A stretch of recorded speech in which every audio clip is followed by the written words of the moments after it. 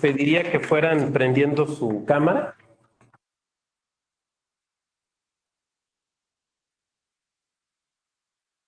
Bien, pues buenas tardes, les agradezco que, bueno, en este caso a todos, porque en este momento solamente han entrado compañeros, por estar presentes en esta sesión ya de tarde-noche de nuestro diplomado, en el cual me toca hablar de algunos problemas de ética judicial. Entonces, trataré de presentar esto. Perdón, es que es unos mensajes que tengo que responder aquí del trabajo. Digo, la clase es trabajo, pero bueno, también llegan otros más, ¿no? Entonces decíamos, algunos problemas de ética judicial. La intención de mi exposición será básicamente problematizar las cosas, o sea, sí presentar algunas consideraciones, digamos, incluso no sé si decir de tipo teórico, ¿no? Porque como veremos, mi abordaje no será teórico, pero sobre todo plantear la posibilidad de un diálogo que nos permita analizar casos concretos, específicos, y déjenme decirlo así, casos que no son de laboratorio, que creo que eso es lo que puede ser lo más importante, observar que no son situaciones de laboratorio. Perdón, permítame revisar rápidamente esto. Es que tengo una comisión el viernes a Guadalajara y me está mandando la información. No me tardo, permítame un minuto.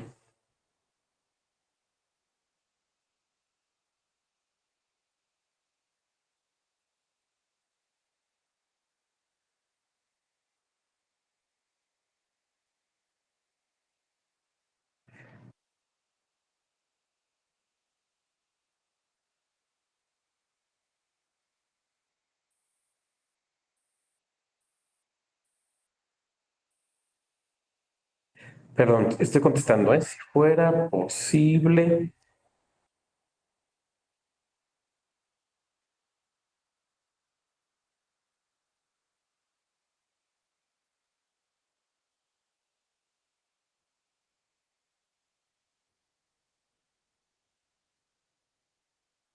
Ok. Ahora, la exposición que voy a hacer ante ustedes, si me permiten hacerlo, sería, bueno, ir platicando algunas cuestiones, ir planteando algunas dudas y que quiero que construyamos respuestas entre nosotros, ¿no?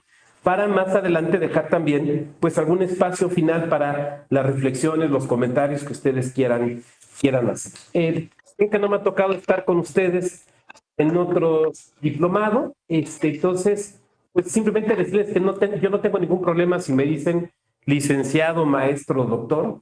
La gente normalmente me dice vago, con el apellido que tengo, pues no necesito no necesito apodo, ¿no? Mientras no me digan güey, yo no tengo problema. Entonces, fuera de eso, como ustedes quieran, yo no tendré problema. De igual manera, trataré de dirigirme a ustedes con la fórmula del usted, pero si de repente con Daniel Alejandro se me sale el pues por favor no lo vayan a interpretar como una falta de respeto, nada más lejos de mi ánimo. Ya si Daniel me dice, hábleme de usted que no somos iguales, pues yo muy cumplidamente observaré el comentario, ¿no? Entonces, lo que estoy tratando de decir es que trataré de que esto sea fluido. A ver, tendremos que empezar planteando algunas cosas preliminares que yo sé que de alguna otra forma ustedes han visto, pero que es necesario como para saber de dónde estamos partiendo en esta sesión y hacia dónde vamos, ¿no? O sea, un encuadre que me parece que es fundamental. Vamos a considerar a la ética como un análisis crítico de la moralidad. ¿Cómo eso lo vamos a tomar? De los factores morales que guían la conducta. Digamos que es de donde vamos a partir. Una crítica, una apreciación crítica de la moral que guía la conducta. Ahora, de la moral que guía la conducta de ciertos sujetos, en particular de los sujetos que forman parte de la judicatura. Ahora bien, esto requiere varias precisiones, ¿no? La primera de ellas es que cuando hablo yo de los sujetos que forman parte de la judicatura, estoy pensando en un primer momento, sí, desde luego, en los jueces y en las juezas, en las magistraturas, en las personas que desempeñan la titularidad del encargo judicial.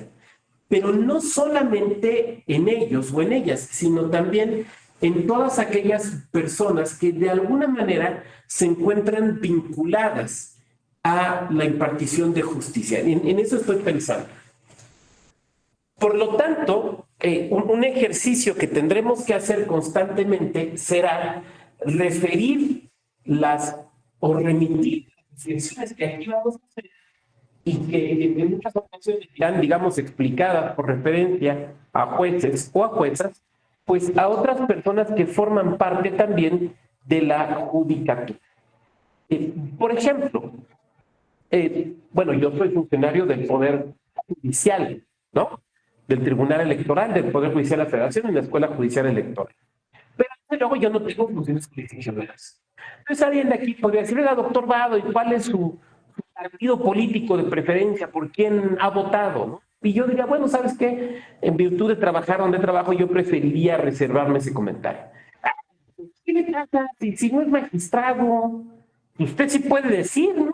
Usted no resuelve expedientes, usted no proyecta sentencias. Pues no, pero forma parte de un órgano, ¿no? Formo parte de una instancia que se dedica a resolver este tipo de pleitos. Ahora, dejemos por un lado, digamos, la parte jurisdiccional electoral y pensemos, si les parece, en la justicia ordinaria, en la justicia civil. Y entonces pensemos en una persona que trabaja en un juzgado, ¿no? Y entonces el abogado le pregunta, oye, compañero, pues, ¿cómo ves mi expediente? No, pues yo no le puedo decir, no, pero a ver, tú eres el acordista, tú no estás haciendo el proyecto de sentencia, tú eres el activista, tú eres la secretaria de atención al público, digo, dependiendo los distintos cargos que existan en las distintas jurisdicciones locales. Tú me puedes decir cómo ves. Bueno, pues me parece que estos elementos de ética tendríamos que pensarlos también por referencia a estas compañeras, estos compañeros que a lo mejor no desempeñan o no desempeñamos una función de decisión, pero que sí están dentro de la cuestión jurídica. Pero bueno, insisto, esto lo vamos a estar reflexionando a lo largo de esta sesión. Ok, no me han mandado la información. Bueno, si la ética tiene que ver entonces con una apreciación crítica de la moral, tenemos que referirnos a la moral, ¿no?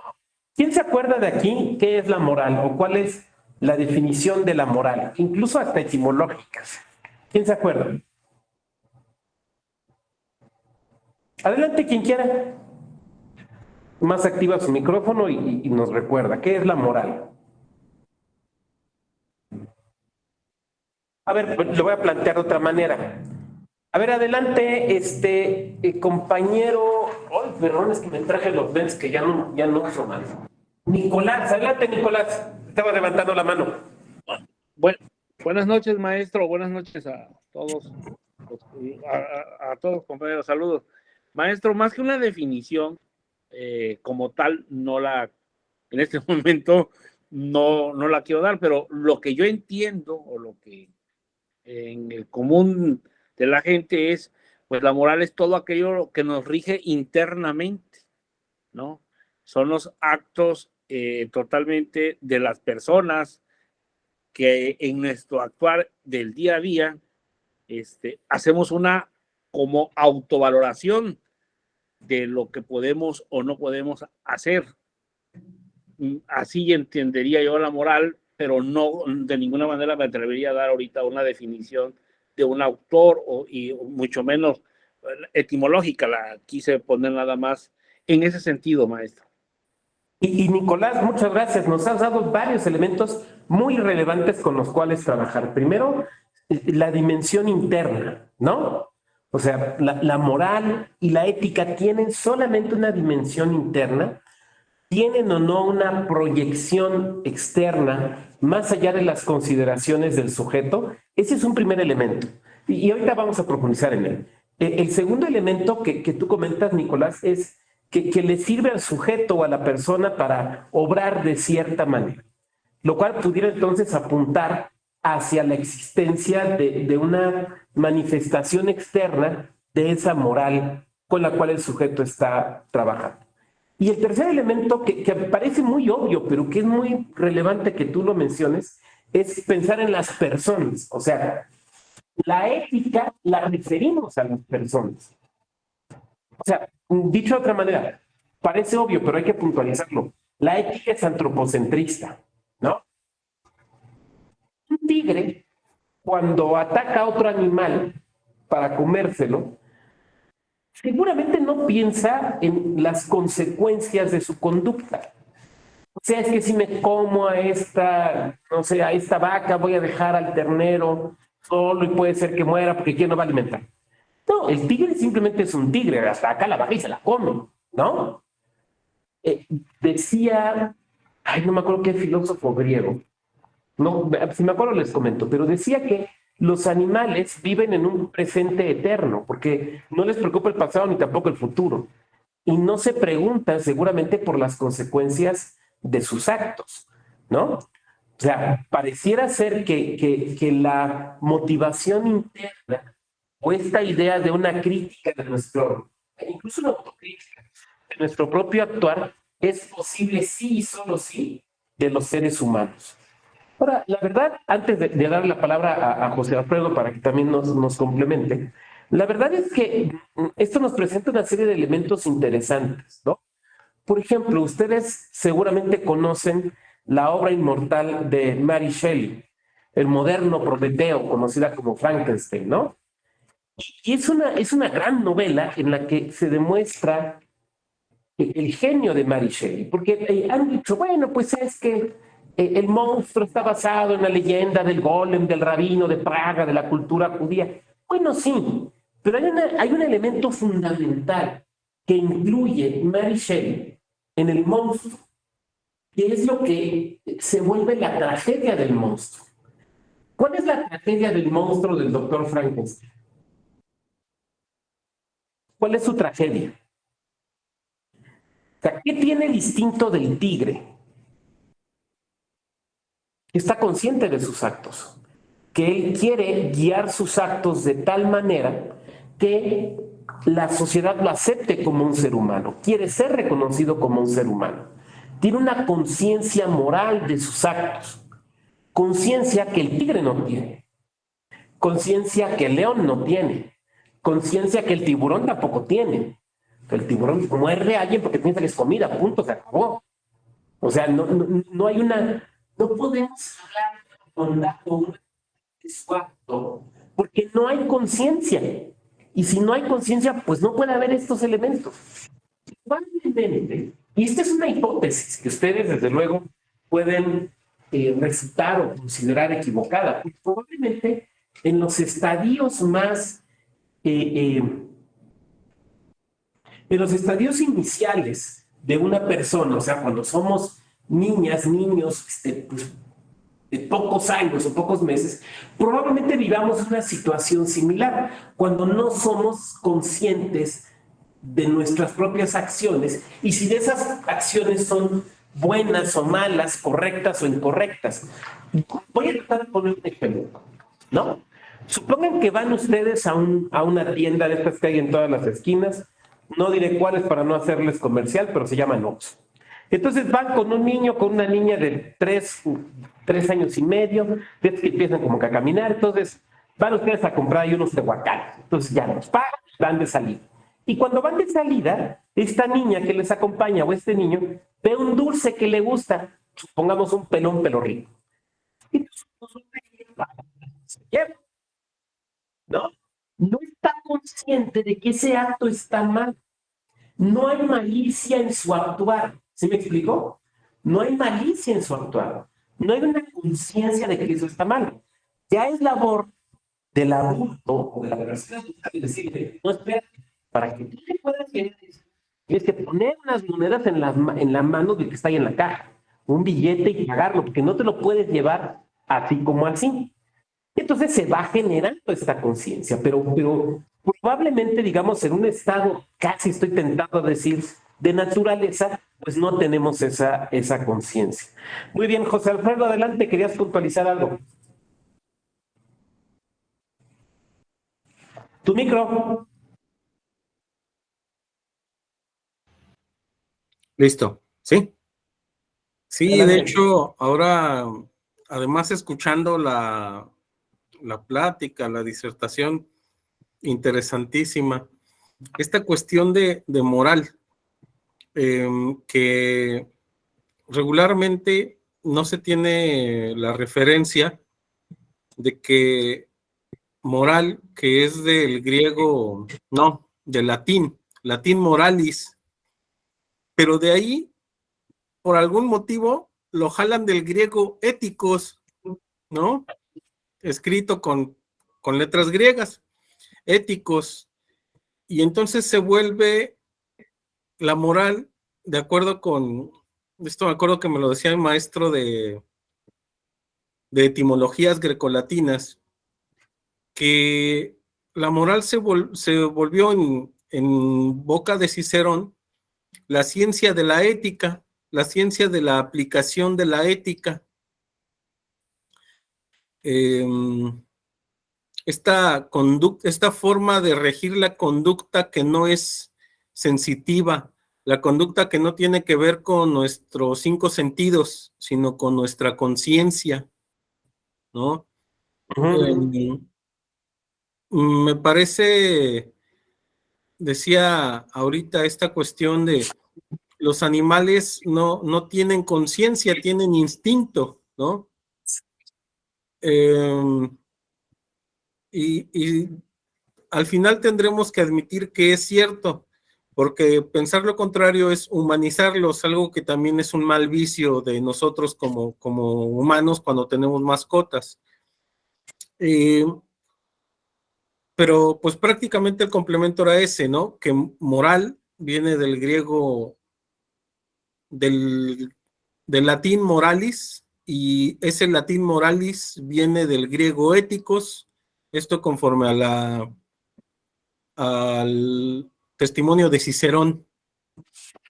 Era eso propiamente. Gracias. Rafael, estaba contestando el mensaje de este evento de Guadalajara y te ponía a la vez atención.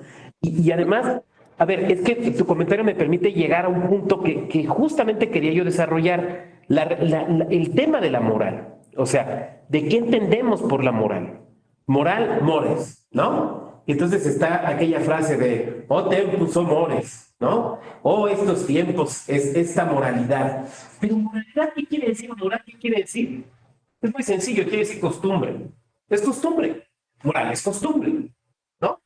La moral, diríamos, sería la ciencia de las costumbres, que da cuenta de las costumbres. La ética, digamos, es la que las aprecia críticamente. Por eso, por ejemplo, es un contrasentido decir, esta es una costumbre inmoral. No puede haber costumbres inmorales. Por lo menos en el sentido de la moral positiva, que en unos momentos más lo vamos a abordar. Puede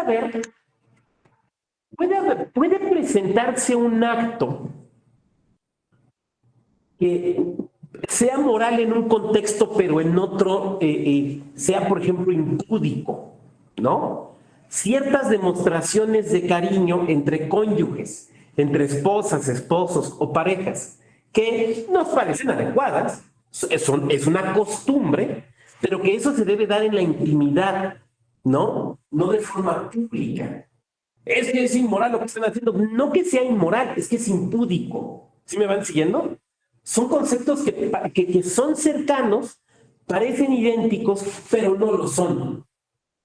Ahora, si la moral es la ciencia de las costumbres, esto implica reconocer este elemento antropocéntrico que decíamos hace un rato, pero también un elemento necesariamente histórico y geográfico, ¿no?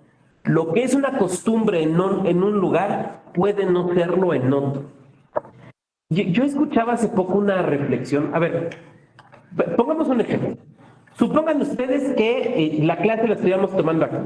Y terminando la clase, ustedes se fueran aquí a unas esquinas, hay un puesto de tacos. Bueno, hay una taquería. Entran, se sientan, piden sus tacos, se los comen. Y cuando ustedes se paran y se retiran, ¿qué es lo que dicen? ¿Qué es lo que le dicen a las personas que están sentadas en las otras mesas? Provecho, ¿no? Uno dice provecho. Provecho. La gente que no conoce, provecho, igualmente ya te sale, ¿no? Y yo he escuchado gente de otros países de Latinoamérica que se les hace tan extraño, tan extraño. ¿Por qué le dices eso a gente que no conoces? O, por ejemplo, cada que ves que le pedimos algo al mesero, la mesera o al taquero, le damos gracias. Entonces, todos aquí están muchas gracias. Hola, una amiga. Aquí, muchas gracias. Voltea y me dice, oye, ¿por qué todo el tiempo les dices gracias? O sea, porque lo digas una vez. Bueno, es la costumbre, ¿no? Y la costumbre entonces tiene una delimitación geográfica y una delimitación temporal. Por eso, en ese sentido, la apreciación crítica, que es la ética, está bien, pero la moralidad va a cambiar a partir del contexto y del lugar donde nos encontramos. Van a cambiar las costumbres. Ahora, alguien aquí me podría decir, bueno, doctor, pero es que nosotros en nuestra vida no vemos que las costumbres cambien. Y yo te voy a decir que no. A ustedes, a mí, nos ha tocado ver el cambio de costumbres. Por ejemplo, recordemos cómo nos saludábamos en 2019 o en 2018. De beso. Beso. Ahora ya no nos saludamos de beso. ¿Se fijan? Ahora, en muchos contextos ya no te saludas de mano, no te saludas de puñito. La costumbre cambió. Me van a decir ustedes, sí, doctor, pero fue por el bicho aviar, por lo que ustedes quieran, pero la costumbre cambia. Entonces, nos toca ver cambios de costumbre. Ahora, esto no implica también llegar a considerar una distinción de la moral, entre la moral positiva y la moral crítica. La moral positiva es las costumbres que efectivamente tiene la sociedad, digamos, las conductas que socialmente son esperables. La moral crítica es lo que tú en lo individual consideras que debería ser la costumbre o el actuar adecuado. Voy a tratar de ponerlo con un ejemplo.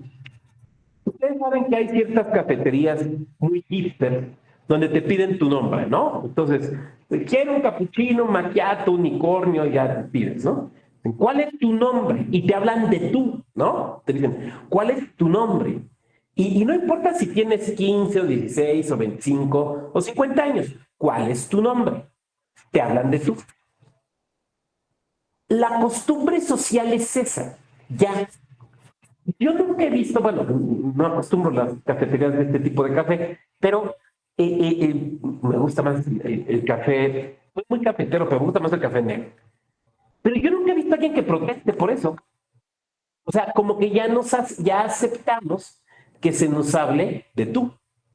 Sin embargo, mi moral crítica, la mía, la de Octavio Vado, es que no se le habla a una persona mayor de ti, a menos que esa persona expresamente te lo haya autorizado. De manera tal que si yo me encuentro un señor mayor que yo tengo 49 años, si me encuentro un señor mayor que yo le hablo de usted. En este salón, antes de que entrara yo a dar la clase, estaba dando la clase don Flavio Galván. Yo le hablo de usted.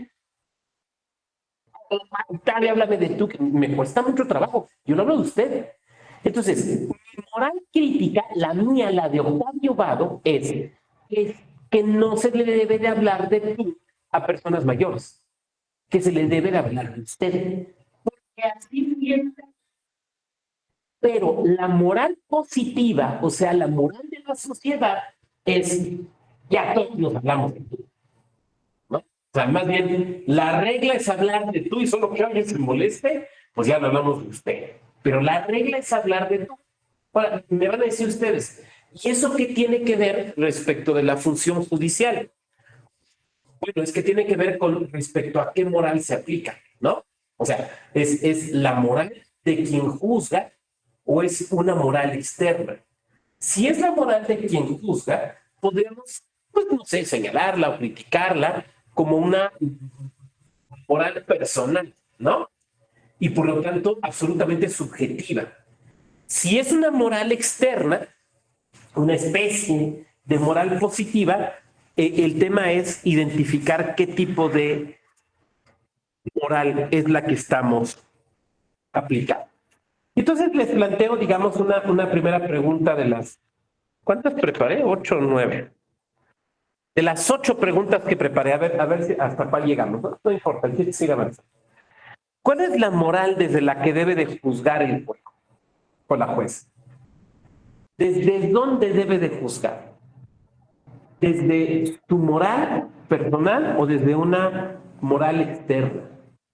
Porque yo he encontrado gente que dice, esta frase seguramente la han escuchado, es que yo obro de acuerdo con mi conciencia, y dicen la frase, porque cuando me voy a dormir solo con mi conciencia, y yo quiero que mi conciencia esté en paz.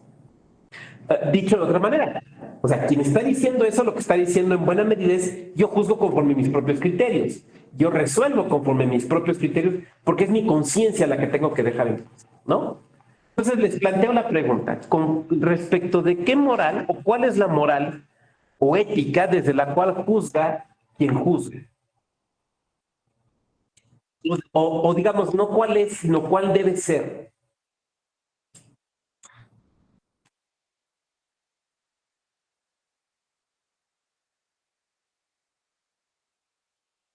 Adelante, quien quiera compartirnos una reflexión, una respuesta. Bueno, maestro, con el ánimo de debate, obviamente, no tomo la palabra. Adelante. Considero, maestro, que los juzgadores deberían de aplicar una moral positiva o externa, en el sentido de que, pues, es a la comunidad a la que se dirigen, al final de cuentas, sus resoluciones tienen una repercusión en el ámbito de la sociedad. Entonces, considero que deben de aplicar ese tipo de moral, o desde esa perspectiva, porque no pueden aplicar con independencia de que lo hacen con su conciencia o una moral crítica, porque entonces se estarían como brincando los parámetros para juzgar, que dicho sea de paso, pues tienen siempre de por medio no solamente la conciencia, sino una valoración objetiva o de una libre valoración de las pruebas. Entonces, no puede ir acompañada una resolución a partir desde un punto de vista personalísimo, sino con repercusiones a la sociedad. Esa sería mi opinión. Perfecto, Nicolás, muy bien. ¿Quién más? Nicolás nos dice una moral externa a la del propio sujeto, ¿no? ¿Quién más? Adelante, Daniel. Ahorita reflexionando, me imagino una moral pro persona, por decirlo de alguna forma. El juzgador pues va a conocerse y va a reconocer que tiene una tendencia a juzgar contextos pues demás, ya sea de una manera muy rígida o muy blanda. Entonces yo considero que el juzgador va a tener que tener una plena conciencia para identificar si debe de ir más de acuerdo con él o más con los valores de la propia sociedad, lo que más vaya a beneficiar al caso que está juzgando. Qué interesante tu aproximación. ¿Y de dónde sacaría el juez, te pregunto, esto del pro persona? No, yo lo considero así para... Yo me imagino que cada persona tenemos un examen de conciencia y reconocer que podemos normalmente tener una tendencia a ser más rígidos o a ser más blandos. Entonces, a partir de cómo él se considere personalmente, que igual pues termina siendo pues una moral positiva, yo creo, pues al reconocerse de una u otra forma, pero yo creo que ahí tendría que templar sus percepciones. Ok, perfecto, Daniel, muchas gracias. ¿Quién más? Bueno, me parece que podemos construir a partir de la idea de que debe de juzgar a partir de una moral externa, no de su moral personal. Esto es, no desde su moral crítica. Porque la función de la moral crítica, de alguna manera, es guiarnos a nosotros en nuestra conducta, en nuestra apreciación ética de las conductas sociales. Pero lo que creo que no podemos hacer, en tanto juez y jueza, lo que no podemos es decir, mis valores, mis principios, los que me inculcaron mis padres, ¿no? Como para sonar así más, los que me inculcaron mis padres, son los únicos, o son los mejores, o son los imbatibles. O dicho de otra manera, ¿tiene el juez o la jueza algún título para imponer su moral hacia los demás, me parece que cuando hablamos de un juez o una jueza de un Estado democrático de derecho, de un Estado constitucional, como es, digamos, el mexicano, pues probablemente no tenga un título para hacer eso. Entonces, tienen que juzgar, bueno, no quitemos probablemente, no tiene un título para hacer eso. Entonces, tienen que juzgar desde una moral externa, desde una moral positiva. Ahora, ¿desde qué moral positiva? Parece que la respuesta es desde la moral del propio sistema jurídico, ¿no? O sea, hay una moral, ahorita vamos a platicar dónde, pero hay una moral que se encuentra dentro del sistema jurídico y es desde esa moral que el juez o la jueza tiene que actuar, tiene que obrar, no desde su moral personal. Oiga, doctor, pero ¿no cree usted que esto puede generar una serie ¿cómo decirlo así? Discrepancias o disertaciones entre la moral del juez y la moral y la moral del propio sistema? Sí, desde luego. Y en otras áreas de la administración pública, por ejemplo, permite la objeción de conciencia. Pero yo en lo personal jamás he visto que alguien, pero a lo mejor es mi propia incapacidad o mi incultura, y ustedes si me corrigen, se los voy a agradecer mucho. Yo nunca he visto que alguien plantee una posibilidad de objeción de conciencia desde el juzgador, ¿no? O sea, que el juez diga, no quiero juzgar este asunto porque va en contra de mis criterios personales. Porque el juez o la jueza se debe al sistema jurídico, ¿no? Su función es materializar el sistema jurídico. Entonces, ¿debe de concurrir a una moral externa? Sí. ¿A qué moral externa? A la moral positiva. ¿Pero a qué moral positiva? Pues no a preguntarle a la gente allá en el tianguis, sino la que está dentro del propio sistema jurídico. Adelante, Arturo, ¿querías puntualizar algo?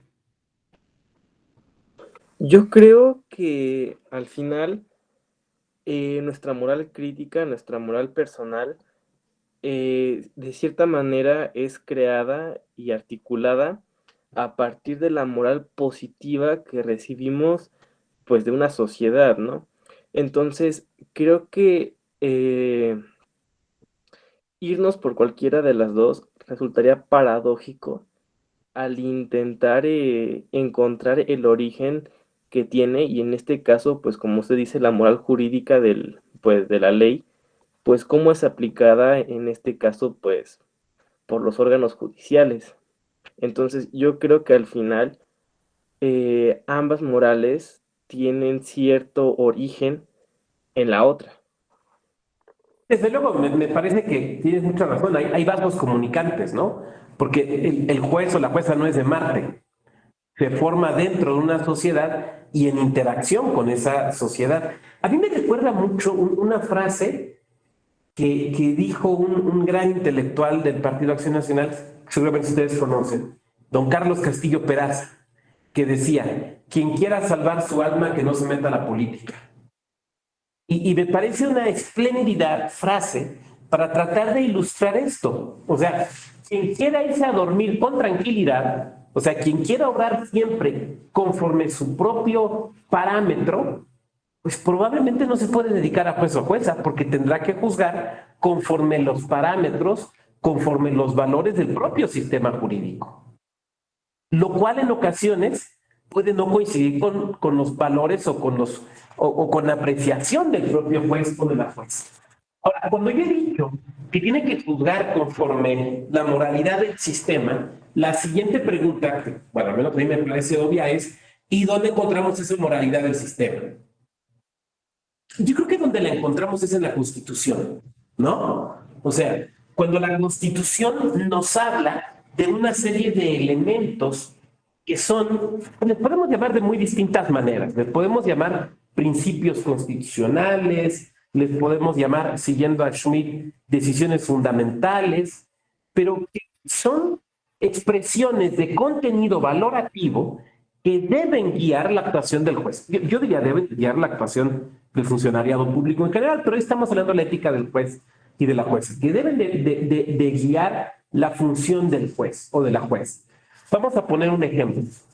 Pensemos, ya que estamos en una sede electoral, pensemos en un asunto donde se debate la validez de una elección, ¿no? Entonces, bueno, pues podemos decir, ahí están las causales de nulidad, ahí está la posibilidad de probar y todo esto, pero el caso puede ser de suyo sumamente complejo, muy complejo. O sea, hay casos, incluso en el electoral, que son muy fáciles, ¿no? Entonces, votaron 400 personas en la que les interesa, 400, 300 votaron sin credencial de elector. No es un caso como para romperse la cabeza, ¿no? Para determinar la nulidad. Pero nos podemos topar con casos realmente complejos o difíciles. Y entonces un juez o una jueza electoral de buena fe trata de encontrar la solución. Y entonces revisa y revisa el expediente y regresa a los proyectos. Y es que no me convence. Está dando vueltas y vueltas y no encuentra, digamos, la salida a partir de la propia ley, ¿no? Que se están presentando sucesos que la ley no prevé. Y esto no es extraño. O sea, la ley está pensada para lo general, no para lo particular. Entonces dice, bueno, ¿cómo resolver este asunto? Y entonces se vuelve un problema de este tipo. Y entonces, ¿a dónde se tiene que remitir? A la Constitución. O sea, no se tiene que preguntar por sus propias convicciones personales. O sea, no se tiene que preguntar acerca de yo cómo hubiera redactado la ley, ¿no? Sino que tiene que preguntarse, bueno, ¿y qué guía me puede dar la Constitución? Voltea hacia la Constitución y ve que la Constitución dice que las elecciones deben ser libres, periódicas y auténticas, ¿no? Entonces se va a tener que preguntar, ¿en qué consiste, por ejemplo, la autenticidad o la libertad de las elecciones, en este caso concreto que yo estoy teniendo que resolver? Entonces, el parámetro, el valor que va a tener que aplicar son esos. La moralidad es la moralidad del sistema, que le está diciendo, tú tienes que evaluar si en esa elección hubo libertad, si en esa elección los resultados son auténticos o no. El juez podría decir, bueno, es que yo no hubiera puesto como valores la libertad y la autenticidad, yo hubiera puesto como valores no sé, me voy a inventar uno, consistencia ideológica. Bueno, señor juez, muy bien, nada más que usted no es constituyente, usted no es legislador. Ese valor, ese elemento de su moral que usted está introduciendo en la discusión no está en la Constitución. Usted tiene que aplicar a aquellos que están en la Constitución. ¿Por qué? Porque la Constitución es la que amarra, ¿no? Es como cuando en las construcciones ponemos los castillos, es la que amarra toda la estructura. Si usted introduce un elemento que no se desprende de la Constitución, usted está cometiendo, permítanme decirlo así, una deslealtad hacia el sistema jurídico, porque usted no está materializando la moralidad de ese propio sistema jurídico. Oiga, es que a mí me parece equivocada, oiga, es que a mí no me gusta, oiga, es que mis convicciones ideológicas, epistemológicas, bueno, mire usted, renuncia a la judicatura, vuelva a ser legislador y propone otros casos. O haga usted un texto académico, pero la sentencia tiene que obrar como agente del Estado. Y en tanto agente del Estado, no puede ignorar la moralidad del sistema jurídico. ¿Y esa moralidad dónde la va a encontrar? Pues en la Constitución. La segunda pregunta es, ¿pero tiene una moralidad el sistema jurídico?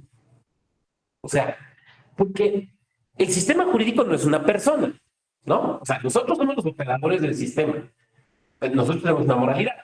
Pero el sistema jurídico tiene una moralidad, tiene una ética, y si esto es así, ¿en qué se fundamenta?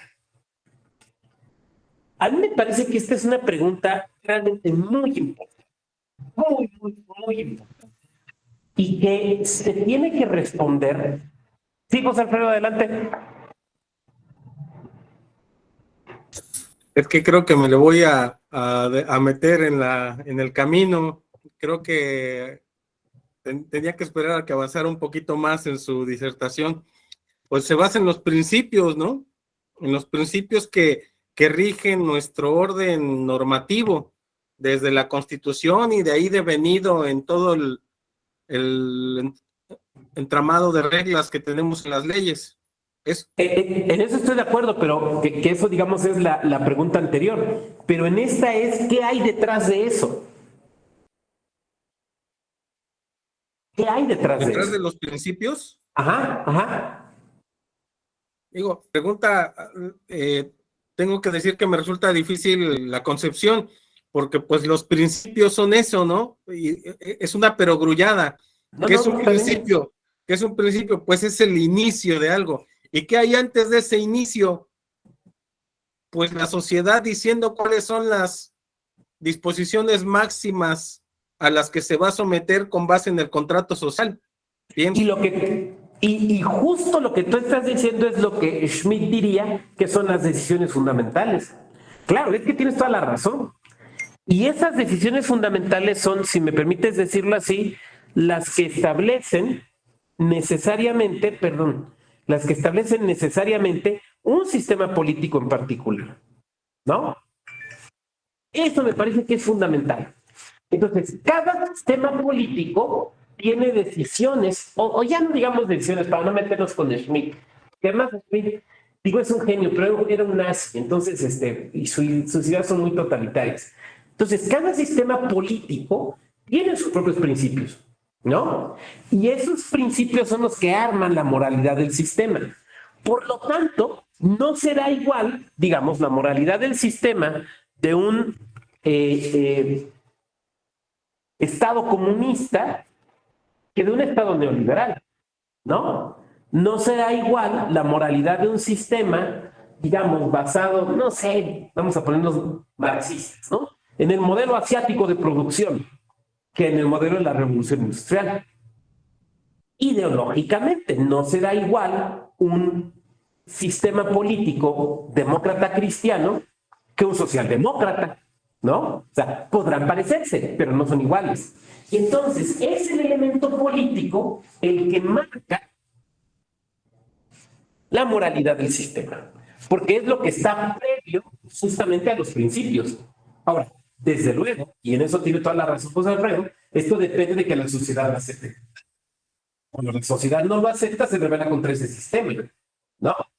Ahora bien, en el caso mexicano, y yo diría que en el caso de buena parte del mundo occidental, posterior a la Segunda Guerra Mundial, la moralidad del sistema está basada en los derechos humanos, ¿no? O sea, si algo nos enseñó la Segunda Guerra Mundial, fue que vaciar al derecho del amor de algún tipo de moral fue una mala idea. Desde luego, claro, esto que estoy diciendo ameritaría no una sesión de 2 horas, vamos, ameritaría un seminario, pero vamos, creo que podemos puntualizar algunas cosas. Desde luego, no podemos identificar al derecho con la moral. O sea, no podemos decir que derecho es igual a moral. No estoy postulando eso. Lo que estoy diciendo es que la Segunda Guerra Mundial, sobre todo la posguerra, nos demostraron que tampoco pueden estar desvinculados. Que si bien no podemos predicar que un elemento para identificar el derecho es que éste sea moral, tampoco podemos decir que el derecho puede estar ayuno de cualquier elemento o cualquier cuestión de moralidad. Entonces tendremos que aceptar como posibilidades perfectamente válidas el derecho nazi, o el derecho fascista, o el derecho estalinista. Y la realidad es que no podemos llegar a ese nivel de relativismo moral. Hay un espléndido libro, no lo he acabado, lo estoy leyendo, de Carlos Santiago Nino, justamente sobre esto, sobre los fundamentos de los derechos humanos, y ahí él desarrolla justamente estas ideas, ¿no? Y dice, a ver, es que no podemos caer en el relativismo de decir, bueno, pues es que todos tienen sus argumentos, todos tienen sus razones. Cuando hablamos de derechos humanos, tenemos que plantearnos y decir, los regímenes que niegan los derechos humanos no son regímenes que deban defenderse, que deban postularse como ideales. Podemos debatir el alcance de los derechos humanos, pero podemos admitir como éticamente correcto o como éticamente posible un Estado, un modelo, un sistema político que niegue los derechos humanos. No.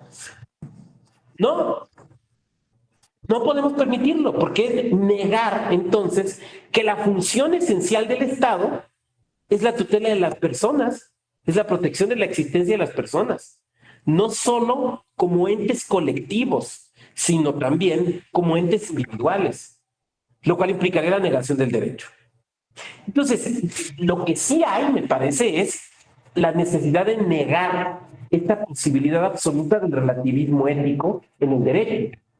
Por lo tanto, todo derecho, digamos, posterior a la Segunda Guerra Mundial es un derecho que debe de tener como base de su moralidad los derechos humanos. ¿Por qué? Porque los derechos humanos son es el fin del Estado.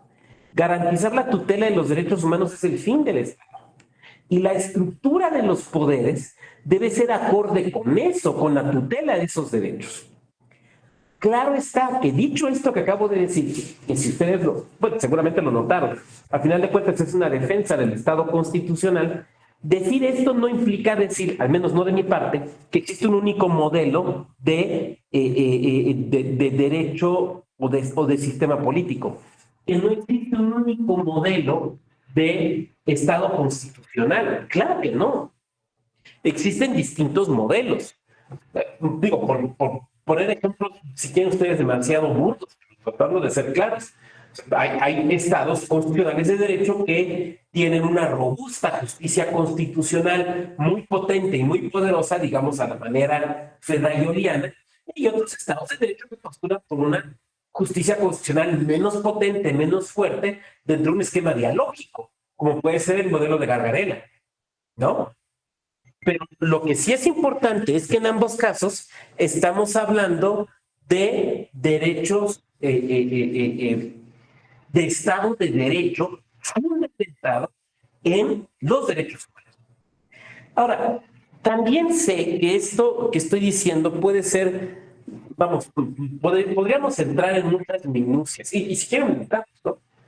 Que el término derechos humanos es un término polisémico, ¿no? O sea, de entrada, es lo mismo derecho humano que derecho fundamental, cuáles son las diferencias, y que si somos ferrayolianos y que si no somos ferrayolianos, y que la mano del muerto. Yo estoy revisando justamente un libro que estoy escribiendo con el doctor de la Mata, el maestro de la Mata, y uno de los temas que desarrollamos en el capítulo de derechos humanos, pues justamente es ese, ¿no? Porque son conceptos que pueden significar tantas cosas que al final terminan no significando nada, ¿no? Es como el concepto de democracia. Es tan amplio que si no lo precisamos, si no, permítame decirlo así, si no lo apellidamos, termina por no significar nada. Entonces, bueno, pues ahí hay una serie de elementos que tenemos que trabajar.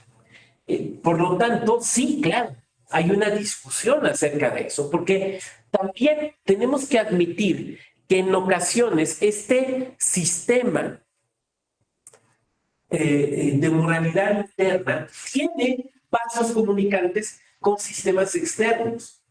Alguien aquí planteaba el caso de El Salvador, ¿no? Bueno, no quisiera opinar mucho porque lo conozco poco. A lo que conozco del caso de El Salvador es por lo que he visto en TikTok. Y me parece una fuente de información poco confiable. Pero entonces podríamos apuntar a que nuestros sistemas jurídicos nacionales, hablando de América Latina, ¿no? Nuestros sistemas jurídicos nacionales, que se plasma su moralidad en la Constitución, no pueden obviar una moralidad internacional que deriva del Pacto de San José. Ahora, esto hay dos maneras de asumirlo, me parece. Una, considerar que el Pacto de San José, digamos, es algo externo a la Constitución y que entonces pueden darse estos choques entre una moralidad que deriva del sistema normativo interno o nacional y otra que deriva del sistema normativo internacional. Esa me parece que es una posibilidad.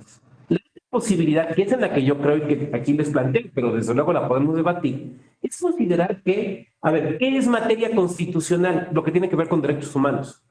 Con independencia de si nos los encontramos en la Constitución o en un tratado internacional como el Pacto de San José o incluso en una ley general.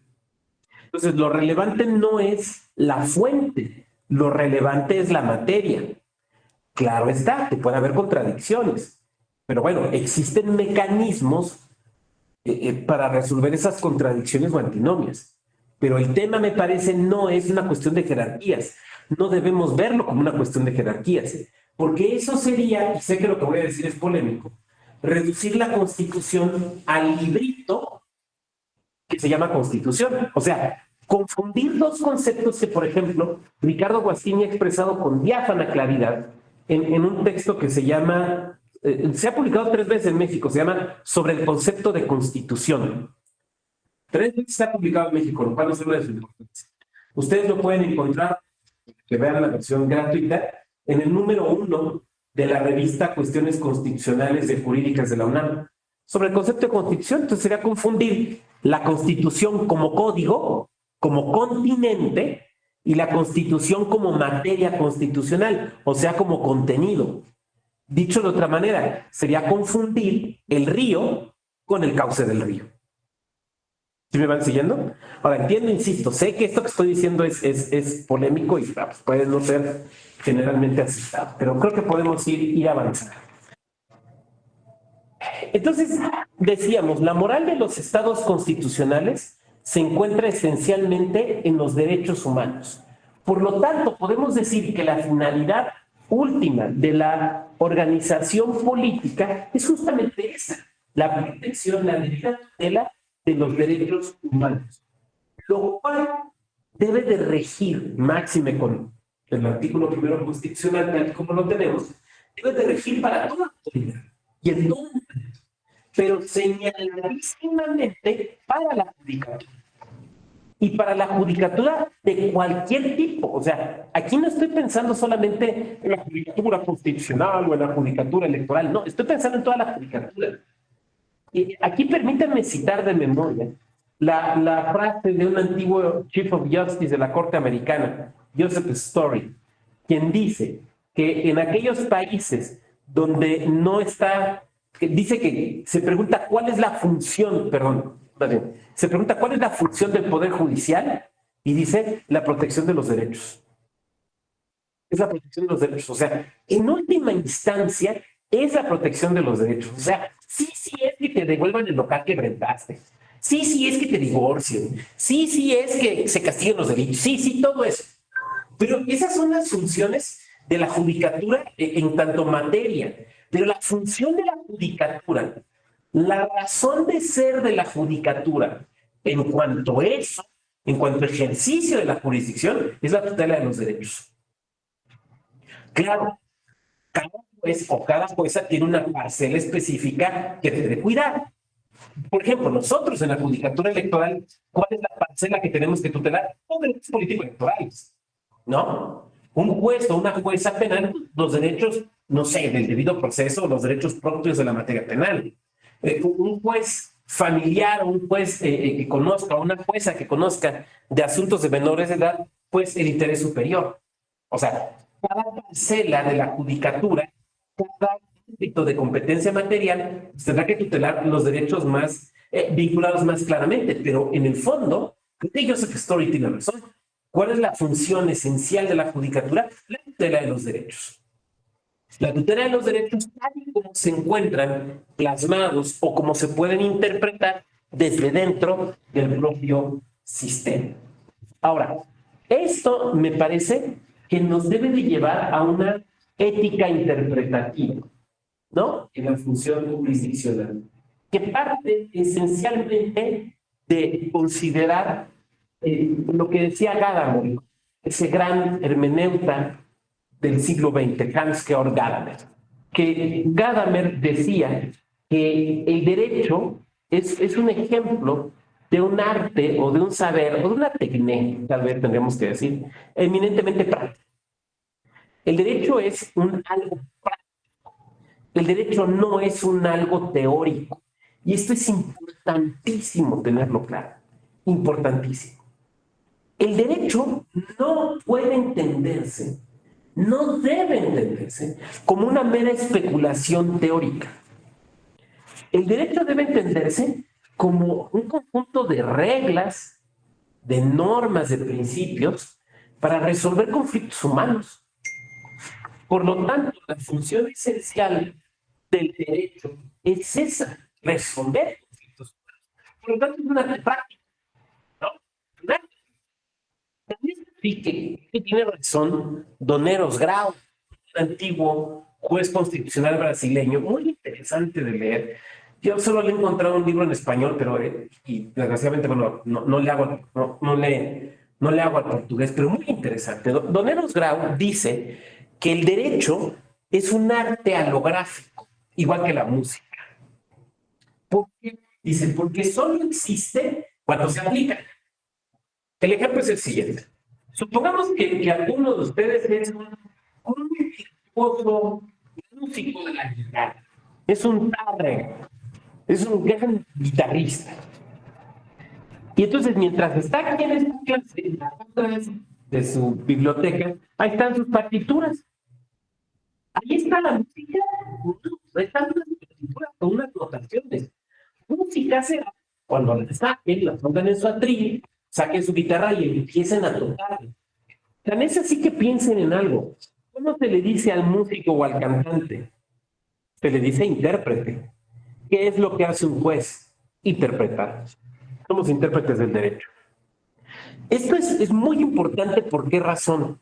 Porque pensemos en lo siguiente. Supongamos a este compañero o esta compañera que es un virtuoso de la guitarra. Y entonces se le contrata para tocar el concierto de Aranjuez. Entonces llega a donde va a tocar el concierto de Aranjuez, pone su partitura, pero no empieza a tocar el concierto de Aranjuez. Empieza a tocar unas variaciones, no sé, una adaptación de las variaciones Goldberg de Bach para guitarra. Y entonces uno le reclama, oye, espérate, yo te pedí que tocaras esto. No, pero es que yo creo que no. Usted no está cumpliendo con su función, porque usted se le contrató para hacer una cosa, no para hacer la otra. Un juez o una jueza funciona exactamente igual. Mientras nosotros estamos hablando en esta clase, pensemos que ahí en su biblioteca, en lugar de estar ahí una partitura de concierto de Aranjuez, está, no sé, una constitución, una ley general de medios de impugnación, una ley electoral. Ahí está guardadita, ahí está el derecho, no, ahí están frases, ahí están palabras. Pero cuando ustedes terminan la clase, toman la ley y la empiezan a leer para trabajar un proyecto de resolución, ahí está el derecho. Ahí está el derecho. Antes no es más que un libro cerrado. El derecho existe cuando se practica. La música existe como cuando se practica. Vamos, perdón, es como andar en bicicleta. O sea, se anda en bicicleta, parece mentira, pero se anda en bicicleta andando en bicicleta, no de otra manera. ¿Sí me van siguiendo? Entonces, la ética del juez o de la jueza es una ética práctica que se manifiesta en la aplicación del derecho. Y la aplicación del derecho es necesariamente un arte práctico. Por eso, me parece, podemos hablar justamente de eso, de que la ética judicial es una ética interpretativa, que en primer lugar implica una sujeción de la judicatura a la voluntad del justiciero. Yo he dicho hace unos momentos que la ética del sistema la vamos a encontrar en la Constitución. También he dicho que por Constitución yo no entiendo solamente el librito como tal, sino las disposiciones de derechos humanos con independencia donde se encuentren. Y creo que mi postura además es bastante cercana a la que ha dicho la Corte, ¿no? Cuando habla de derechos humanos. O sea, no importa dónde estén, tienen nivel constitucional. Bueno, pero eso quiere decir que el juez debe ser o la jueza debe ser leal a la Constitución. ¿Por qué razón? Porque la Constitución es un texto o un ente, si quieren verlo así, autoritativo. Y estas también son ideas de Gadamer. Por eso Gadamer dice que nos parecemos, o que digamos, la función de un sacerdote es similar a la función de un juez o de una jueza. ¿Por qué razón? Porque ambos son artes prácticos. Pensemos en lo siguiente, pensemos en un sacerdote que muere y llega al cielo. Y entonces lo van a juzgar. ¿Qué es lo que le van a evaluar? ¿Qué es lo que le van a evaluar? ¿El número de Aves Marías que rezó? ¿Qué le van a evaluar? Sus acciones. ¿Y cuál es la acción esencial que le van a evaluar? ¿Cuántas almas salvó, no? ¿Cuántas almas convirtió? ¿Cuántas almas salvó? En este caso, sí. Sí, claro. Ahora, ¿cómo las va a salvar o convertir? Conforme la Biblia, aplicando la Biblia, enseñando lo que dice la Biblia, ¿no? ¿Por qué razón? Porque su función es esa. ¿Cuál es la función de un juez o de una jueza? Pues desde luego no aplicar la Biblia, pero resolver conflictos aplicando el derecho. Esencialmente la Constitución, que es un texto externo, ¿no? Ciertamente, el juez o la jueza pueden aclarar, desarrollar lo que dice la Constitución. En eso estoy de acuerdo. Y sé que puede ser un tema complejo, aunque, o sea, sé que estoy hablando de ética interpretativa, aunque no estamos hablando propiamente de interpretación. Sé que ese puede ser un tema complejo, pero lo que no puede hacer un juez o una jueza es brincarse a la Constitución. O sea, puede interpretar, asignar o dotar de sentido, pero no se la puede brincar. O sea, lo que entendemos por Constitución no se lo puede brincar. ¿Por qué? Porque es un texto o un ente autoritativo. Permítanme poner un ejemplo, si quieren ustedes, muy burdo. ¿Cuál es la edad mínima para ser presidenta o presidente de la República? Según la Constitución. Si la memoria no me falla, son 35 años, ¿no? 35 años. Bueno, donde dice 35 años, un juez o una jueza no podría decir, bueno, pero puede ser 34 y una maestría, o 33 y un doctorado, o 30 y dos doctorados. No, donde dice 35 es 35 puntos, se acabó. No es un principio, es una regla, que o se cumple o no se cumple. No es un principio que tienes que dotar de un significado en el caso concreto, ¿no? Entonces, claro, esta ética interpretativa implica un respeto por ese texto que se vuelve autoritativo. Por lo tanto, un ceñirse a la voluntad del constituyente, ya sea permanente o el constituyente originario. Esto implica también una extensión y una contención a la vez de la actividad de la judicatura. ¿A qué me refiero con esto? Me refiero que la Constitución es la que señala, al establecer los principios, al establecer el sistema de valores, también establece hasta dónde puede llegar la judicatura. O sea, hasta dónde puede extender sus facultades o qué cosas le están vedadas, ¿no? Claro está que esto no elimina los espacios grises donde no tenemos muy claro, ¿no? Nos ha pasado en la judicatura electoral. ¿Se pueden o no se pueden judicializar en sede electoral los actos parlamentarios? ¿Hasta dónde se puede? ¿Cuál es el límite? Todo acto parlamentario son los ciertos actos parlamentarios y en su caso, ¿quién debe delimitar cuáles sí o cuáles no? Debe ser el legislador ordinario, debe ser la propia judicatura ejerciendo su prudencia, debe ser el constituyente reformador, el constituyente permanente.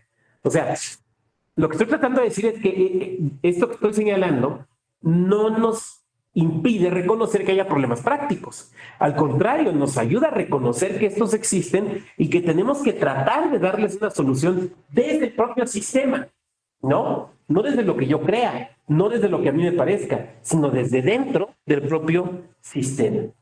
Y por lo tanto, se da también esto es justamente el principio de supremacía constitucional. Ahora, esto me lleva a plantear una tercera pregunta. Entonces, ¿qué pasa con la ética personal del juez o de la juez? ¿Qué sucede con ella?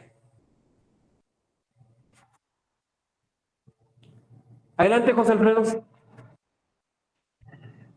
Gracias. Bueno, de hecho, admito que para poder tomar la clase me puse a leer un poquito respecto del tema. Javier Saldaña, en el libro de Ética Judicial, Virtudes del Juzgador, refiere que el juzgador o cualquier operador del derecho, porque también habla de los abogados, tienen que conducirse de tal manera que generen confianza en el destinatario de sus resoluciones o de su trabajo, en sus clientes, en caso de, insisto, de los abogados litigantes, y en el caso de los juzgadores, pues en la sociedad, que su conducta prácticamente de acuerdo con, interpretando lo que dice Saldaña más bien, prácticamente tiene que ser intachable, ¿no? Porque lo contrario, pues pondría en tela de juicio sus decisiones que a pesar de estar apegadas a derecho, pudieran verse manchadas por la conducta del juzgador. Eso. Gracias, José Alfredo. Muy bien, muy bien. ¿Quién más?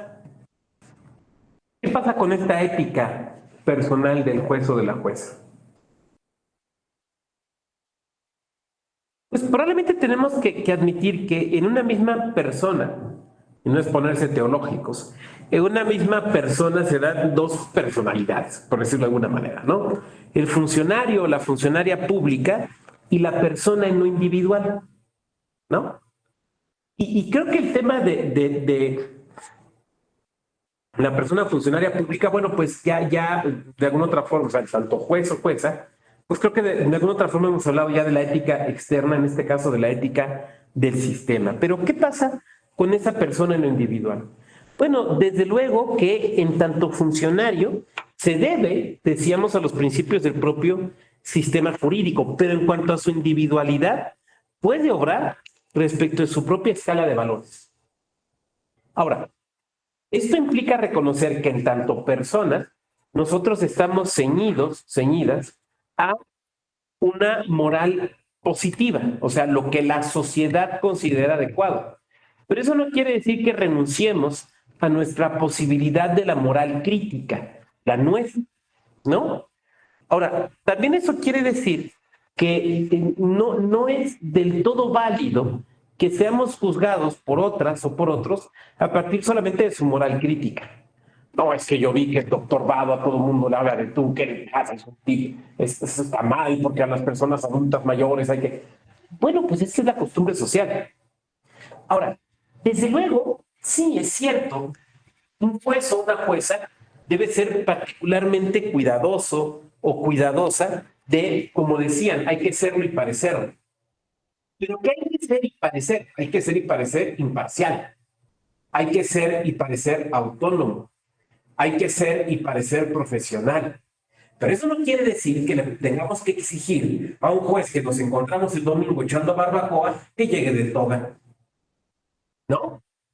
Eso no quiere decir que no le podamos o que juzguemos a un juez o una jueza que nos la encontramos en un partido de fútbol que no le grita al árbitro. Es que entonces es un mal juez. ¿Qué le dijo árbitro? No sé. ¿Sí me van siguiendo?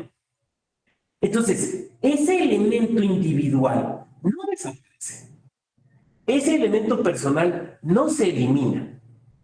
Eso quiere decir que el juez o la jueza debe de vestir todo el tiempo conforme a ciertos cánones, o que ese juez o jueza en ningún momento puede cometer una situación que nos parezca pues, no del todo adecuado, correcta. No hablo de ilegal, que entonces debe de perder ese... Me parece que no. Ahora, lo que sí me parece es que se debe esperar del juez o la jueza una conducta que no ponga en riesgo su función. O sea, aún en lo individual, no esperar una conducta que ponga en riesgo su función. Por lo tanto, pues se debe buscar de alguna manera armonizar la moral del juez o de la jueza con esa moral positiva del propio sistema. Ahora, la realidad es que nos presenta varias cuestiones a analizar. Yo encontré algunos casos, pero la verdad es que los quiero hacer a un lado y quiero platicarles un caso concreto, particular y real que me tocó conocer. Esto que les voy a narrar para su mejor consideración es un caso cierto. No me pasó a mí, pero yo conozco a las partes de esto, lo vi, lo supe por el periódico, me enteré.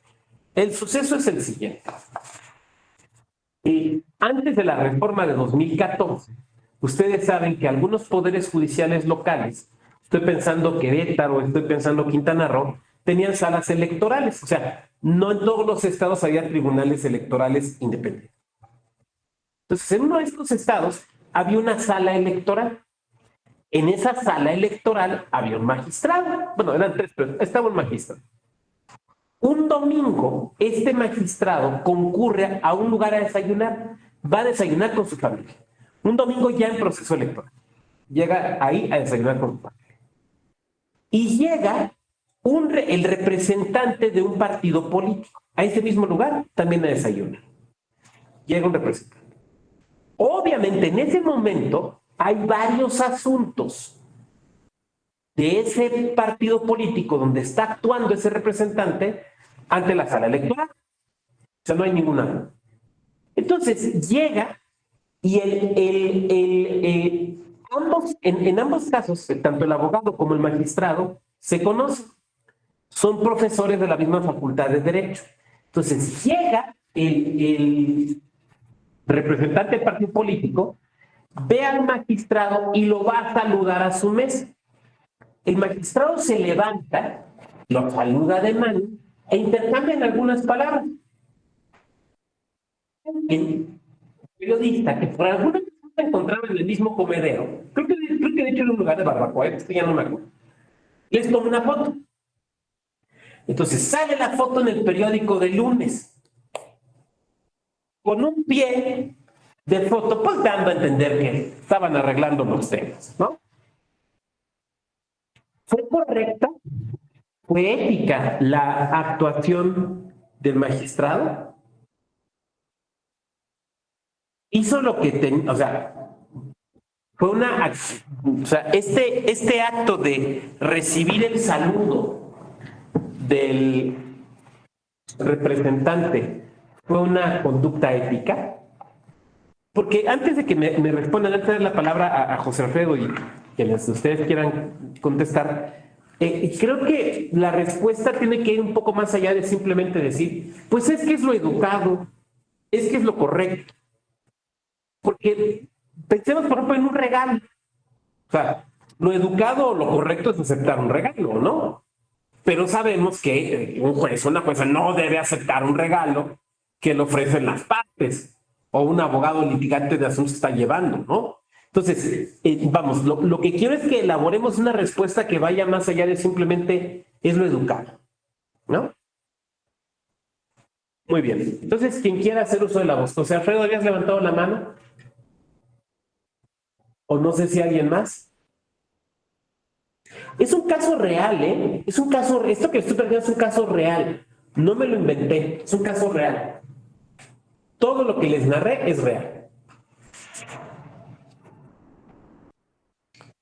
Adelante, Nicolás. Maestro, en mi opinión, su actuar del magistrado en esta ocasión, bajo las directrices que usted dijo, me parece que no fue un momento ético del todo, en razón que yo en mi calidad de representante, como tercero en los juicios o como se quiera decir, vería que hay una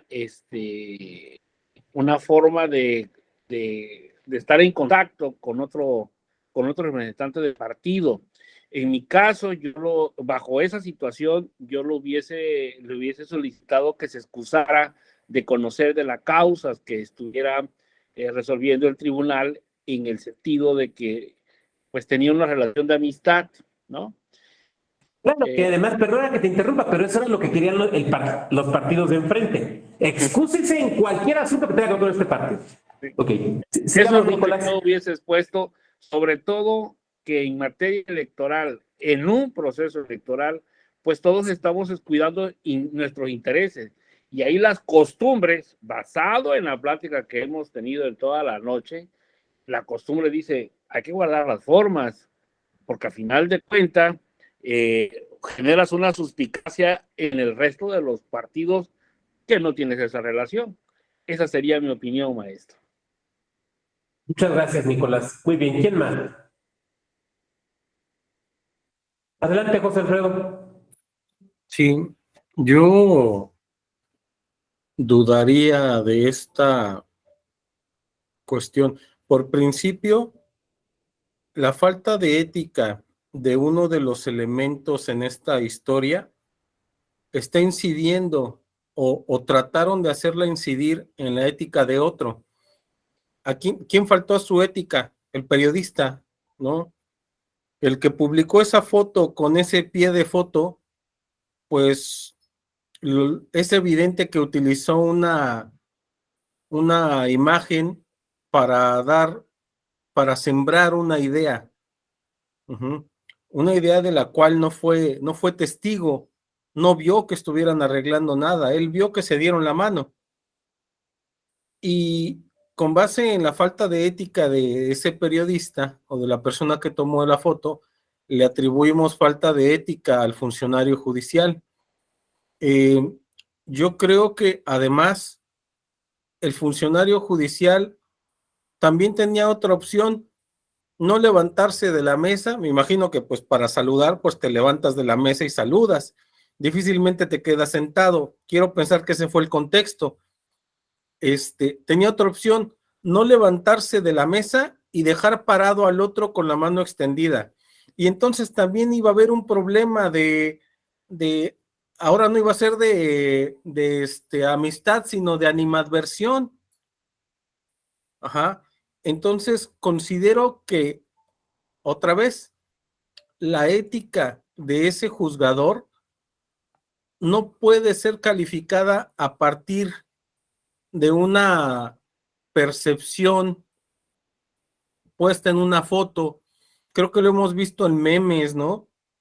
Por ahí hemos visto el meme de un perro que está agarrando del cuello a un borrego y te lo ponen así con el acercamiento y se está matando al borrego. Y luego te lo ponen con la cámara más atrás y está sacando al borrego de un río, ¿no? Está ayudándolo a salir. O sea, considero que no hay un problema de ética ahí respecto del juzgador, porque pues en efecto, esto ya se sale, lo siguiente se sale de la ética. Si el juzgador es amable y se levanta y contesta un saludo porque es una conducta social aceptable, esa es otra cosa, ¿no? Esa es una cosa totalmente diferente que no califica la ética de esta persona. Gracias. Muchas gracias, José Alfredo. ¿Quién más? ¿Quién más? A mí me parece que un caso interesante que en su momento en este estado generó revuelo, porque pasó justamente lo que ustedes dicen. O sea, los del partido de enfrente pedían que se excuse porque es evidente la cercanía y la amistad. Y entonces yo digo, a ver, tenemos que analizar en su contexto, ¿no? Entonces nos tenemos que hacer una serie de preguntas. La primera pregunta que yo me haría sería, ¿fue una reunión específica con el representante del partido? La respuesta es no. La respuesta es, se toparon, literalmente, porque es un comedero donde pudo mucha gente en fin de semana. Y piénsenlo así, seguramente ustedes ahí en el lugar desde donde están tomando la clase, hay un lugar al que acostumbra ir uno los fines de semana, ¿no? Yo este domingo fui con mi hijo a un lugar de barbacoa, donde te encuentras a mucha gente, porque pues es la barbacoa buena del rumbo, ¿no? Pues vas y te los encuentras, ¿no?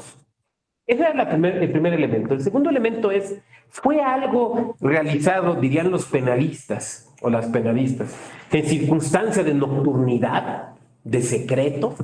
Llegaron en carros sin placas a una casa sin identificación y de ahí los llevaron en otro vehículo a un terreno ahí donde se encontraron para... No, fue un lugar público. Fue en un lugar público. 3. ¿Existe alguna regla social que plantee cierto tipo de conducta? Y yo decía hace un momento, cuando explicaba el caso, ambos son profesores.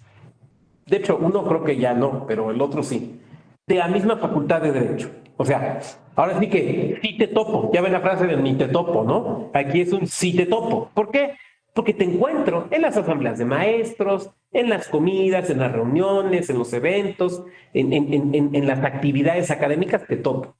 Entonces alguien de aquí podría decir, doctor, es que ahí está la prueba. Entonces sí fue un actuar inadecuado porque resulta que hay una amistad cercana. A ver, debemos de ser muy cuidadosos. Lloyd George, un gran primer ministro británico de la Primera Guerra Mundial decía, hay amigos entrañables, hay amigos, hay personas conocidas, hay enemigos mortales y compañeros de partido, decía Lloyd George. No quiero ocuparme de los enemigos mortales, me quiero referir a una distinción que incluso ustedes saben que nos encontramos en el derecho, ¿no? ¿Qué es de lo que nos debemos cuidar? Pues de resolver asuntos donde haya una amistad íntima. ¿Qué es una amistad íntima? Y entonces nos lo podemos preguntar. Una amistad íntima es, somos amigos de Facebook. Una amistad íntima es, nos seguimos en Twitter. Una amistad íntima es, le pone me gusta a mis TikToks. Una amistad íntima es, compartió una publicación que yo hice en LinkedIn. O una amistad íntima, por ejemplo, es ser profesor y alumno. A mí me parece que no. Y además hay criterios, ¿no? ¿Cuál es la amistad íntima? La que implica no solo un conocimiento o una coincidencia ocasional, sino el ánimo de mantener una relación cercana. Esa es una amistad íntima. Amigo íntimo es con el que te vas a comer. Amigo íntimo es con quien pasas las vacaciones. Amigo íntimo es a quien invitas de padrino a tu boda, ¿no? Amigo íntimo es a quien le dedicas un libro. Amigo íntimo es, pues acuérdate que cuando hay que hacer un paro le prestas dinero o te presta dinero. Esa es una amistad íntima. Las otras, perdonen, son meras conocencias. Una vez alguien me lo explicó de una forma que a mí me dejó muy claro. No sé si ustedes. Me dice, mira, amigo es el que tiene derecho de refrigerador. ¿Cuál es el derecho de refrigerador? Dice, mira, es la persona que llega a tu casa y no te pide permiso para sacar algo del refri y comérselo o tomártelo.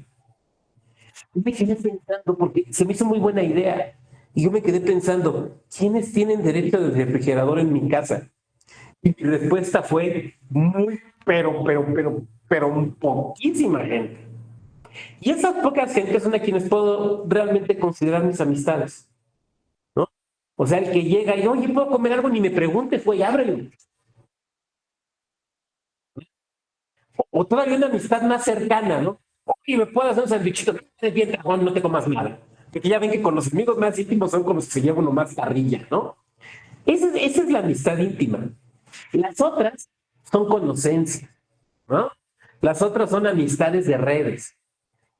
Particularmente, por ejemplo, el tema de docente y profesor, ¿no?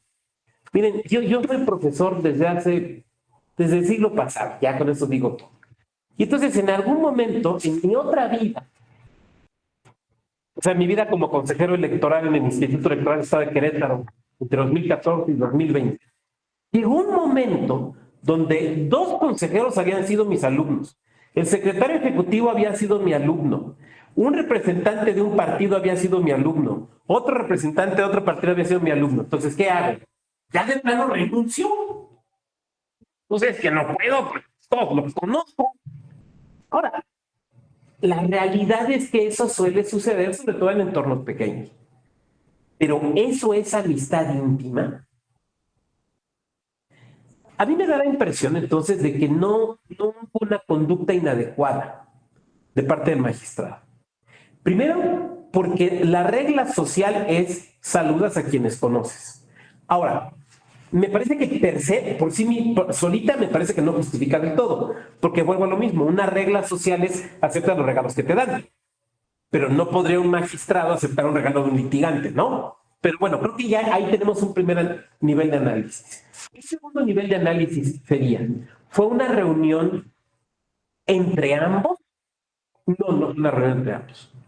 ¿Se discutieron los asuntos que estaban del conocimiento del magistrado? No. Lo que hay es un saludo, o sea, duraron parados lo que se saludaron. ¿Y cómo está la familia? Muy bien, me saludas a tu tío con mucho gusto. ¿Cómo van las clases? Ya sabes estas nuevas generaciones, ya. Alguien que considerara que se platicó algo inadecuado tendría que probarlo. ¿Me van siguiendo? Pero ya es arrojar la carga de la prueba. Entonces, me parece, por ejemplo, que este es un caso interesante donde la conducta no fue poco ética. La conducta fue la correcta. No fue una reunión en privado, no fue una reunión pactada, no fue una reunión en la que se comentaran los asuntos que se tenían, sino simplemente fue una coincidencia temporal y geográfica. Miren, les voy a platicar una anécdota personal. Yo sé que luego hay gente que se queja de que cuento cuestiones anecdóticas personales, pero perdón, ni modo que cuente las anécdotas de Arturo, ¿no? Porque esas no me las sé, las tienen que platicar. Pero trataré, pero es una anécdota que tiene que ver con esto.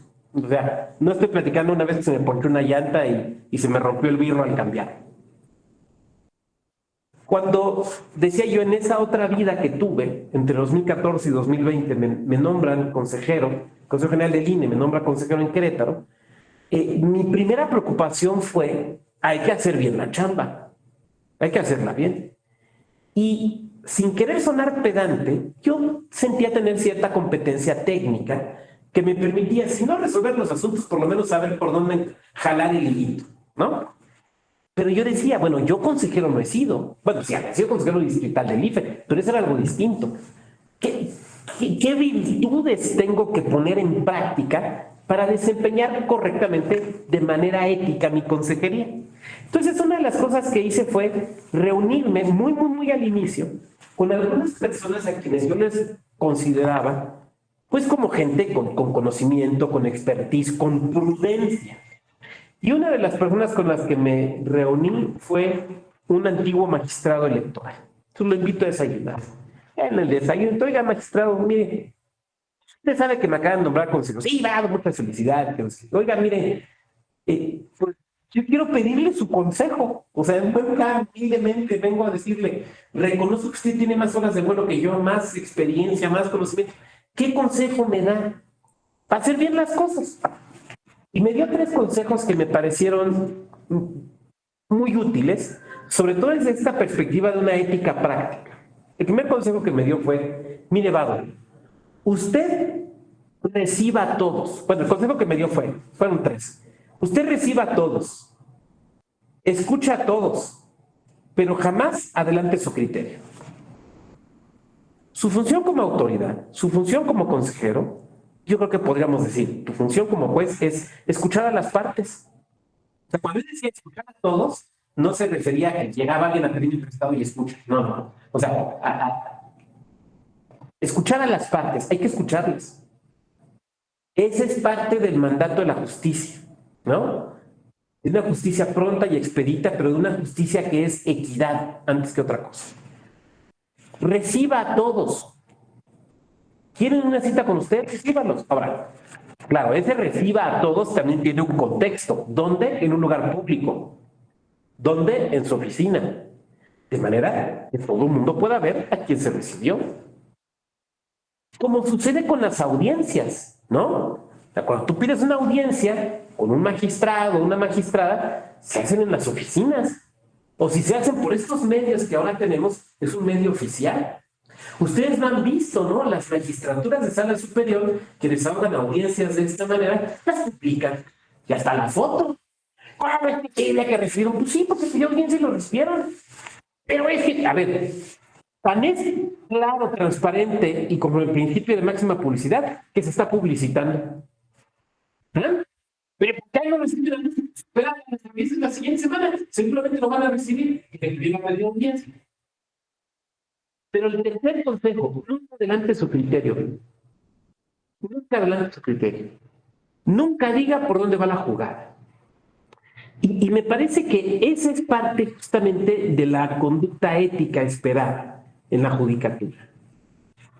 Un juez o una jueza, un magistrado o una magistrada, más en nuestro entorno, donde nos preocupa, y yo creo que nos preocupa para bien, que los justiciables sepan qué persona les está juzgando, deben de cumplir con el principio de inmediatez, ¿no? De que la justicia tenga una cara y que sea la cara del juez o la jueza o el tribunal o las magistraturas que se hacen públicamente responsables de la decisión. Y los asuntos no son meros papeles, son más que expedientes, es la realidad de las personas. A veces particularmente en nuestra materia, en la materia electoral, puede ser la realidad de una comunidad respecto de la cual se está decidiendo, por ejemplo, la nulidad de su elección. Puede ser una comunidad, puede ser un municipio, puede ser un estado, ¿no? Por lo tanto, el alcance de las decisiones en materia electoral es amplísimo. Va mucho más allá de un mero asunto donde se pagó el pagaré de 15,000 pesos o no. Va mucho más allá. Por lo tanto, desde luego, las personas esperan que la justicia tenga un rostro. Por lo tanto, me parece perfectamente válido el desahogo de las audiencias. Tan es así que, por ejemplo, la nueva Ley General de Medios de Impugnación, que como ustedes saben acaba de entrar en vigor hace 2 viernes, apenas, o sea, es una ley nuevecita, prevé justamente las audiencias de alegatos y de pruebas. O sea, una costumbre que ya se venía realizando las prevé. Ahora bien, estas audiencias pueden tener como finalidad que las partes se sientan escuchadas. Puede tener como finalidad que el juez conozca a las partes materiales. Puede tener como finalidad que se precisen los puntos que obran en el expediente. Pero lo que no pueden tener como finalidad es que el juez o la jueza adelante su criterio. Porque lo sabemos, juez o jueza que adelanta su criterio debe excusarse del asunto. Ahora, les debo decir algo. En ocasiones, la gente que yo recibía, los representantes de partidos, me exponían sus puntos de vista. Y, oigan, muchas gracias por lo que me han comentado, se los estimo mucho y vamos a estudiar el expediente. Se me quedaban viendo así como esperando una reacción, ¿no? Así como, oiga, pues muchas gracias por venir. Pero no se puede hacer, porque eso es adelantar criterio. Y adelantar criterio es una conducta que no es ética. Ahora me van a decir ustedes, ay, doctor, ¿y la publicación de los proyectos de sentencia? Bueno, eso está regulado. Entonces, cuando es una decisión dentro del marco de publicación del proyecto de resolución, y lo hace el Tribunal Electoral, pero también lo hace la Corte, ¿no? Ahí no hay problema, porque lo que se está haciendo es darlo públicamente, ¿no? Presentarlo públicamente. El problema es cuando es en corto. Eso es lo que no es ético. Bien, pues son las 8:45. La verdad es que yo traía por aquí otras preguntas más para ustedes. Por ejemplo, la moral es interna, el derecho es externo, o qué implica comportarse con independencia, cómo debe ser la relación entre la judicatura y la política, importantísimo, cómo reaccionar ante los alegatos de oídas, ya aquí lo hemos platicado un poco, o por ejemplo, es ético, es válido que un juez consulte a otra persona para el dictado de una resolución. No me refiero a que reciba una instrucción, no, esa ya sabemos que no. No, simplemente el preguntar. Voy a poner un ejemplo. Supongamos que yo soy un juez de un asunto de constitucionalidad. Y entonces se está juzgando un asunto de constitucionalidad de Durango, ¿no? Y entonces yo sé que Daniel Alejandro Luna Carrillo es el máximo experto en materia de la Constitución de Durango. Es válido que yo le pregunte, oye Daniel, si bien estamos aquí tramitando un asunto, no te puedo dar muchos antecedentes, porque pues, el secreto del expediente, pero oye, esa disposición en Durango, ¿por qué la pusieron? ¿Cuál es el antecedente histórico? ¿Hay alguna situación que la tuvo por origen? Y entonces ya Daniel me dice, no, fíjese que lo que pasa es que en 1854 hubo un alzamiento en contra del gobernador y entonces pasaron estos hechos y justificó. Ok, ya entendí. ¿Es válido o no es válido? Bueno, pero ya no hay tiempo. Entonces solamente he leído un poco como para dejar ahí la inquietud. No me preocupa que no lo hayamos agotado. Al final de cuentas el chiste era reflexionar. Adelante, José Alfredo. Nada más para apuntalar la reflexión, me permito comentar, leer un libro es eso mismo, o sea, cuando alguien expresa en un libro sus ideas y un juzgador va a ese libro y se basa en esas ideas o las toma como referencia para resolver algo, es lo mismo que estar platicando con el autor, nada más que pues lo lees en lugar de hablarlo, ¿no? Sí, no, desde luego, o sea, sí, estoy de acuerdo. Y hay muchos casos históricos. Por ejemplo, yo recuerdo un caso de los primeros amparos no que se resolvieron, sino que se tramitaron en México, ustedes recordarán, fueron anteriores a la primera ley de amparo, donde un secretario, el hijo de un juez de distrito que estaba tramitando un amparo, le preguntó a Mariano Otero, porque eran conocidos. Entonces le dice, oye, mi papá está resolviendo este asunto, pero no hay ley de amparo, don Mariano. Ya ven que Mariano Otero es quien lo introduce a nivel federal en el Acta Constitutiva y de Reformas de 1847. ¿Cuál crees que es el trámite? Entonces ahí Mariano Otero contestó, no sabemos por qué, pero eso fue lo que contestó, que pues no sabía, pero que él creía que el trámite que se tenía que seguir era similar al del incumplimiento de contratos administrativos. ¿Por qué dijo eso? ¿Quién sabe? Ahí está la carta. Pero bueno, vamos, no estamos diciendo cómo se tenía que tramitar el amparo. Lo que estamos haciendo es poner un ejemplo justamente de esto, ¿no? De que a veces se dan estas consultas. Muy bien, ¿quién más que quiera hacer alguna reflexión final?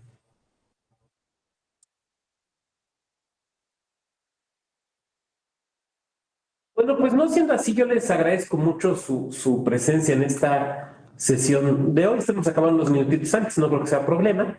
Si me toca coincidir con ustedes, creo que me toca todavía en alguna otra ocasión, coincidir con ustedes en estas sesiones del diplomado, será un gusto.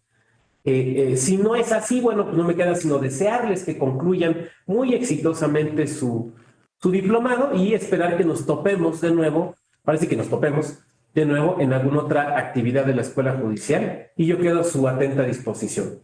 Muchas gracias y buenas noches. Hola, buenas noches. Gracias, que descansen.